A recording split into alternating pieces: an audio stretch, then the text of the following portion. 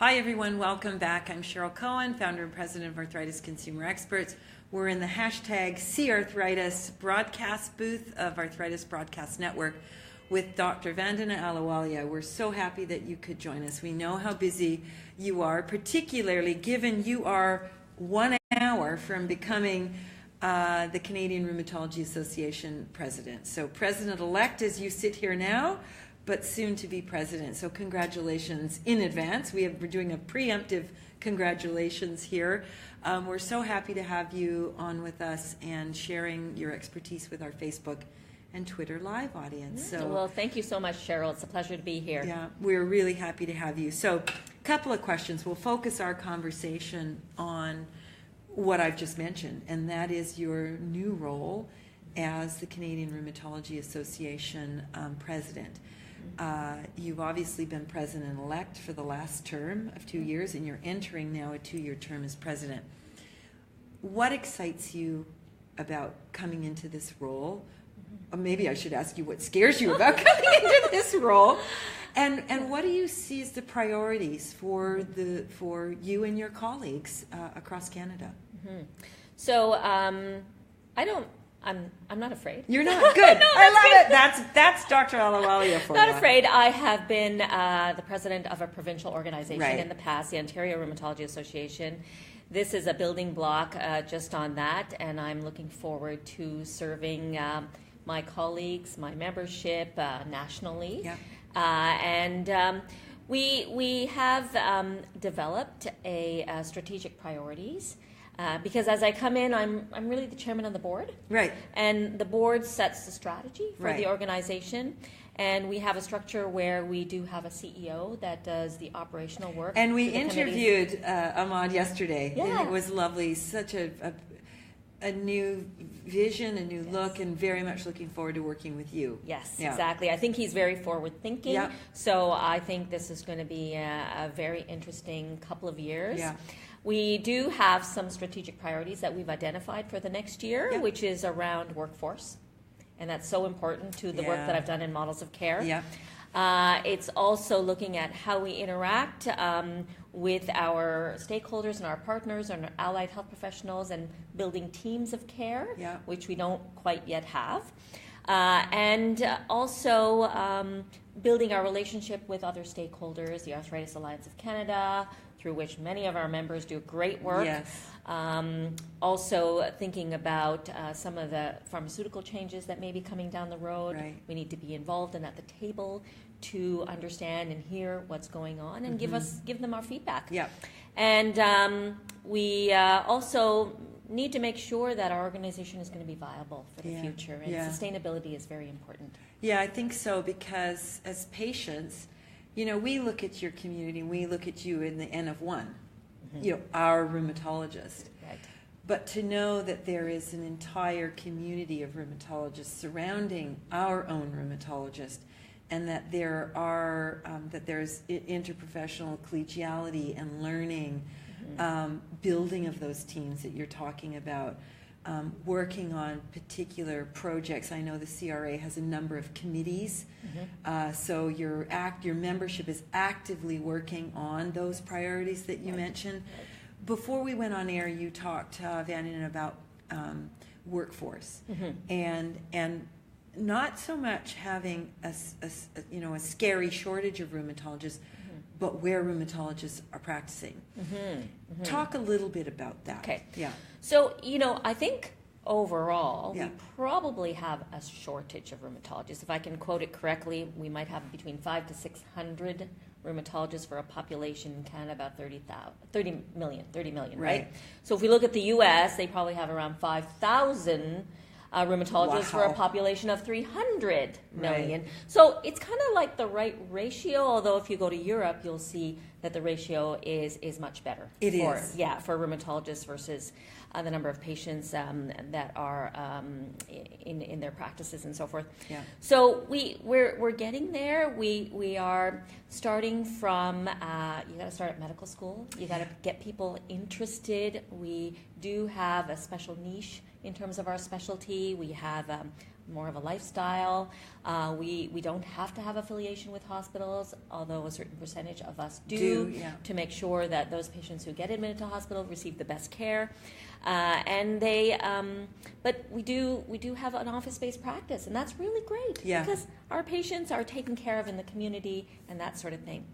So we need to build on that. So you need rheumatologists in the communities. We need rheumatologists in the communities, definitely taking care of patients because that's where the patients are. We do need researchers. We need all sorts of different people as part of our communities. But we do need people to see patients. And we need to try and help people go to areas that may be underserviced, right? Because sometimes they don't know about those. Although everybody seems to want to think they want to be near an urban center, but they could be an hour from an urban center and be in an underserviced area. And be very happy. And be very happy. And be in an underserviced area and service that area very well. I hear you loud and clear. In Canada, we all know our population is spread thin and wide. Yes. And when you go north, there are fewer people, but still people in need of care. And certainly, we've seen rheumatologists in our coast to coast membership. We hear from our members, we got a rheumatologist in our community, and the happiness that spreads is immense. But we can do it a little bit differently. Telemedicine. We can do OTN, right, or telemedicine or telehealth, and we need to use the expertise of our extended scope of practice, right? Physios, OT, nurses, and that sort of thing, who may be in those communities, who can get trained on seeing patients, and the doctor is like a Facebook away or a FaceTime away type of thing, and helping that person being taken care of in remote communities. So we don't have to be everywhere. Exactly. I'm glad you raised that. And you have, as government being responsive to providing you need a billing code to do that. You need a way to be reimbursed for your time. Does government, are they starting to support the use of those types of technologies in providing patient care? Are they? I believe they are looking at that and Okay. seeing how that can facilitate care. So they've got to integrate it. They do. Into the funding structure. And right? I'll tell you what we patient public think. We're like, why aren't we using their phones? Why aren't we doing... we're actually, some of us, many of us, I would argue, are eager to use those kinds of technology where it's appropriate. I mean, sometimes we physically have to be in your office. It's necessary. But a lot of times, given it's a disease characterized by some mobility challenges, makes a lot of sense. It's just practical, kind of common sense. So I know you're going to be hugely successful as president. You're a force to be reckoned with. I've had the pleasure and privilege of volunteering with you in the Arthritis Alliance of Canada and seeing your leadership hard at work, and in no area more so than in models of care. So let's turn our conversation to something I know is near and dear to your heart. My favorite topic. Your favorite topic, and one that you're... Are you sure you're going to be able to cut me off? Yes, we will. Trust me, Vandana, I'll cut you off. All yes, right. Okay. So first, tell our audience, what is a model of care? And why are they important, and what have you been doing to either make them, build them, fix them, advance them? Yeah. Oh, so loaded question. You have totally loaded question. So to simplify a model of care is a concept.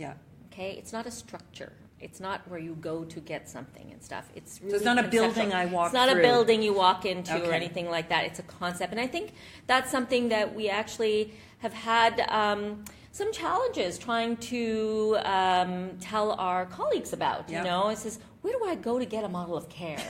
Well, you have to kind of build it yourself, right?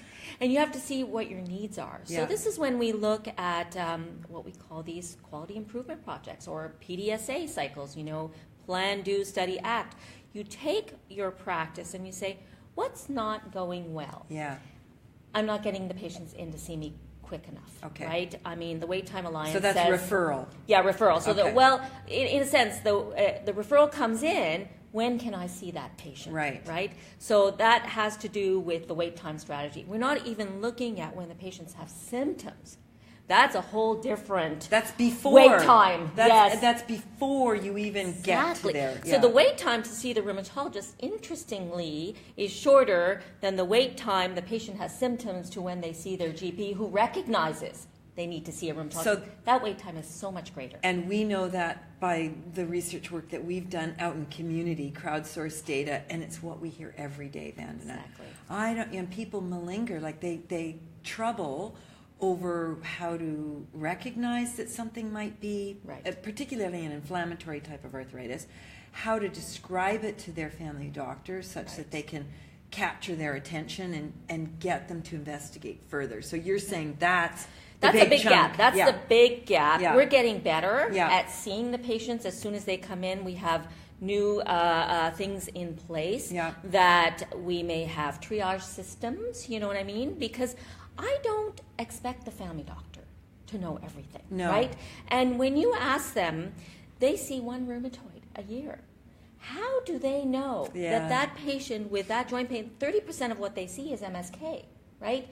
Arthritic symptoms. Meaning musculoskeletal disease. Yeah, musculoskeletal disease and arthritic symptoms. But how do they know when it's a rheumatoid? Yeah. We said if a patient has a swollen joints, send the patient to us. Right. Don't think about it. Don't do anything. Send the patient to us. We will look after it. Okay. So we're starting to get processes in place where, like I said, extended scope of practice, triage system, central triage, a referral comes in based on the information. If there's a swollen joint, we need to see those patients. Get them in. Yes. Now, what's interesting is through our triage mechanism, through these extended scope of practice physios who have extra training to triage these patients, we have found an interesting finding, you could say. We see the inflammatory patients early, but what happened is the patients who perhaps don't have inflammatory disease can be seen a little bit later. They have osteoarthritis of the knee or something like that. They need to be seen, but they could be seen a little bit later. The therapist gave them exercises to do. The therapist says you can go to the pharmacy and get these topical medications. Yeah. You could do this, you could do that. So when they saw the rheumatologist, they already had done some things to care for their condition. In other words, they kicked into self-care practices. Exactly. They were sort of proactive because someone was there to support them in that initiative. And somebody was listening. Someone was listening. And what I love about what I've just heard from you, Vandana, is that people have already begun to firm up, found a treatment plan. Yes.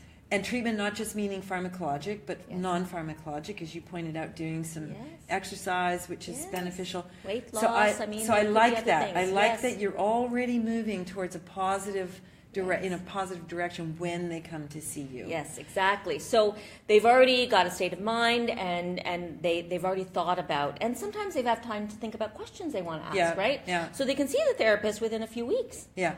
And even if they see the rheumatologist a few months later, it's still, they've got something to work with. So better ways to recognize at the public level symptoms, signs and symptoms. Right. Getting prepared and able to talk to their doctor, and then getting moved on in the next part, which is referral diagnosis. Right. Then we get into medical management, which is your wheelhouse. Right, exactly. So if you have an inflammatory disease, we can, as a result of the therapist doing all the pre-work, we can start the medication on the first day, on the first consult day, because we have all the information. Yeah. The therapist can do the x-rays. They can do the lab work, prepare the patient, and sometimes they have conversations around, well, these are some of the drugs that the doctor might be talking about. Right. And the patient, when they come in, says, I already know about that. I have information. I got it covered. I'm ready. I'm ready because I need treatment now. Yeah. And I want to be better. Yeah. I think it's that, and knowing there are effective treatments. Absolutely. It has revolutionized the game, I think. 100%. 20 years ago, it would have been a different story. 30 years ago, when I was diagnosed, I waited 10 years before biologics came along, and now targeted small molecules. Yep. And now, between you, the rheumatologist, and me, the patient, we do have, I wouldn't say enough options, but certainly, because some patients go through all the options and still can't find their way. Yeah. But if we can get on it early, you and I together can make a good decision and start. So early treatment is essential. Leads to the best outcomes. There you go. Right? You heard it here from Dr. Ahluwaila. and early adherence to treatment makes the best difference. So the patient has a responsibility too. Right. You know what I mean? And that's important. Absolutely. And it gets me to those last sort of two key elements, not last in rank order or priority, but that shared care which you've described, the team. Yes. And then at the end of the day, in my life, I spend this much of it with you, my rheumatologist, in their office, in your office. Right. The rest of the time, I'm out there on the street. You're looking after yourself. I'm looking after myself, which is why that self-care, self-management piece 100%. is so, so important. And this, ladies and gentlemen, friends and family out there in Twitter and Facebook land, is the model of care passion that you have. Mm-hmm. You've brought about real change in the Alliance. And the group, the organization that has really, and the membership that has really driven the work has been the Canadian Rheumatology Association. So thankful. I'm speaking on behalf, I have no authority to do this, but I'm actually going to do it. Okay. Speaking on behalf of all of us arthritis patients out there, thank you for undertaking that work, because we know when we get that right and get it right across the country, in the nuanced ways that models of care need to be, as you said, it's not one model. Right. It's contextualized. What's best for your region. For your region, right? Yeah. So yes. very important key message, yes. not yes. just for patients to hear, but for your colleagues to hear as well. We're going to go to the audience, Vandana, and see if there's any questions. Where do you see models of care in the next 10 years? Ooh. Okay. Just a teeny little question. Yes, exactly. Small question. So I think that we have conceptualized it very well. We need to implement. Okay? So that is always a struggle, right? How do we get people understanding what it is? How do we do knowledge translation? How do we do implementations? It's a science. I didn't know it was a science, but it is a science and stuff. And then we want to do that quality improvement piece, because you implement something that's not always perfect the first time around. You've got to look at it again and reevaluate it and say, are we doing what we really want to do? Right. And are we getting to where we want to be? So not dissimilar from our treatment plan as patients. Right. So professionally, you're having to do this from a practice perspective. Exactly. From a care perspective. Exactly. We have to continually try to improve the care that we deliver. And it's not just about the individual patient care. It's about the care of the population. Yeah. So we're understanding more about that now that we have electronic medical records. Right. We can, I just came from a session today. We met with an interesting vendor who's looking at showing us what our population looks like based on our data. And then giving that comparison to the provincial average and say, as you as a professional, are you meeting the requirements? Wow. At least 80% of the requirements. You know what I mean? Not everybody's going to be everywhere all the time. You can't do everything.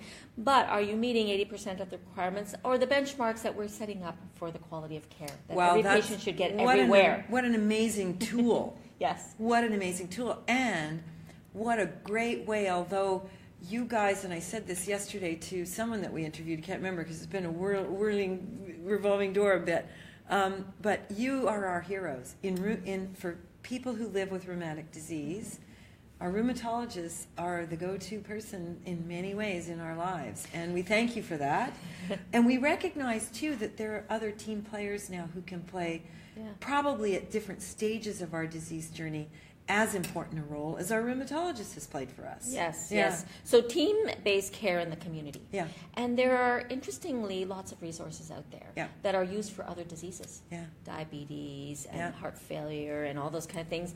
And some of those same resources can be used by us. We can share those. Yeah, fantastic. Yes. So in 10 years' time, we're going to see fully implemented models of care using EMR, and we're going to know exactly what we're doing. I hope so. I'm not going to make that claim right now, but I'm working towards it. And I'm not trying to overpromise on your behalf or any of your colleagues' behalf. Yes. Any other questions, Anita? There is one, but I think we'll take it offline and we'll answer it offline. Okay, perfect. Great. That's terrific. Thank you, everyone, so much for joining us. Thank you especially to Dr. Vandana Ahluwaila, incoming president of the Canadian Rheumatology Association, fearless clinician and models of care guru. We really thank you. Thank you so much. Yeah.